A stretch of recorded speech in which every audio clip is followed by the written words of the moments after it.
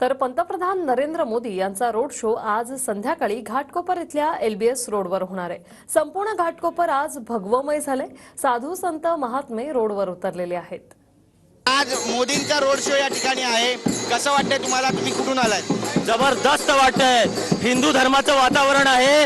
आतापर्यंत दोनदा मोदींवरती भरोसा ठेवला आणि आम्हाला राम मंदिर मिळालं। आम्ही अजून एकदा त्यांच्यावरती भरोसा ठेवणार, कमळाचं बटन दाबणार आणि कैलास पर्वत भारतात आणणार। कैलास पर्वताची या ठिकाणी मागणी होते। बरेचसे वारकरी संप्रदायाचे लोक आहेत या ठिकाणी, आपण त्यांच्याशी बोलणार आहोत। मोदींच्या रोड शो साठी तुम्ही या ठिकाणी पोहोचलेत, कसं वाटतंय? अतिशय छान वाटतंय, चांगलं वाटतंय।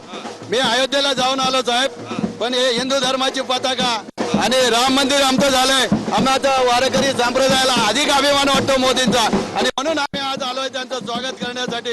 अयोध्येला जाऊन अतिशय आनंद होतोय आणि परत हे सरकार यावं, कारण आमची जी जामा मस्जिद आहे ती काशी विश्वेश्वराच्या बाजूची, ती सुद्धा तिचा निर्णय होईल आणि सगळं आमचंच होईल।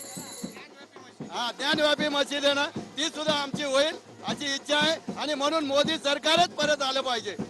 मोदी सरकार परत आलं पाहिजे अशी मागणी या ठिकाणचे जे वारकरी आहेत आणि इतर जे लोक या ठिकाणी पोहोचलेले आहेत ते करतात। त्यासोबतच कैलास भारतामध्ये परत आणावा अशी सुद्धा एक नवीन मागणी या ठिकाणी केली जाते। आपण पाहतोय वातावरण पूर्णपणे बदललेलं आहे, भगवामय वातावरण झालेलं आहे, गर्दी जमू लागलेली आहे, पोलिसांचा मोठा बंदोबस्त आपल्याला या ठिकाणी पाहायला मिळतोय। कॅमेरा पर्सन योगेश गुरवसह गिरीश गायकवाड, TV9 मराठी।